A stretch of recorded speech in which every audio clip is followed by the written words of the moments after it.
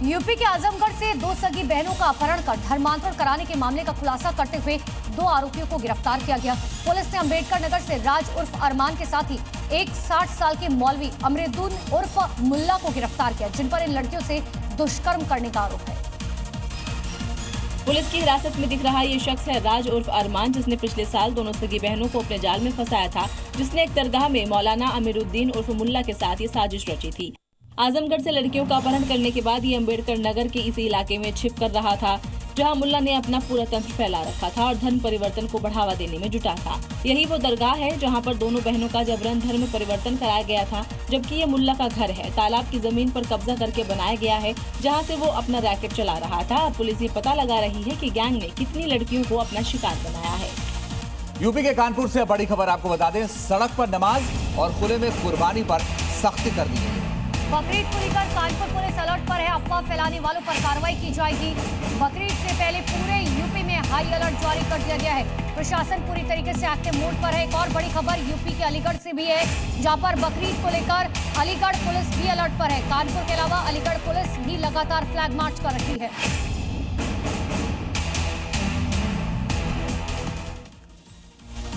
लेकिन सीएम योगी ने उन सारी मांग को दो टूक शब्दों में मना कर दिया है।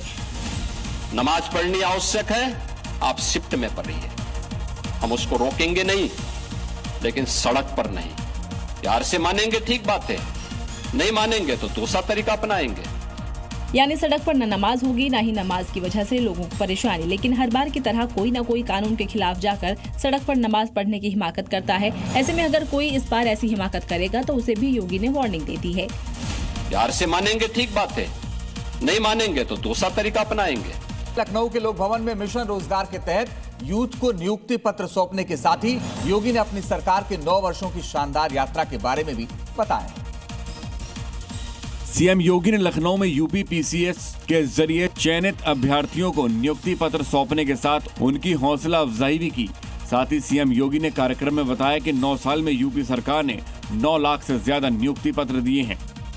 कि 9 वर्ष में हमने उत्तर प्रदेश की अर्थव्यवस्था को 3 गुना करने में सफलता प्राप्त कर दी। देश के अंदर कहीं नहीं हुआ, यूपी के अंदर हुआ।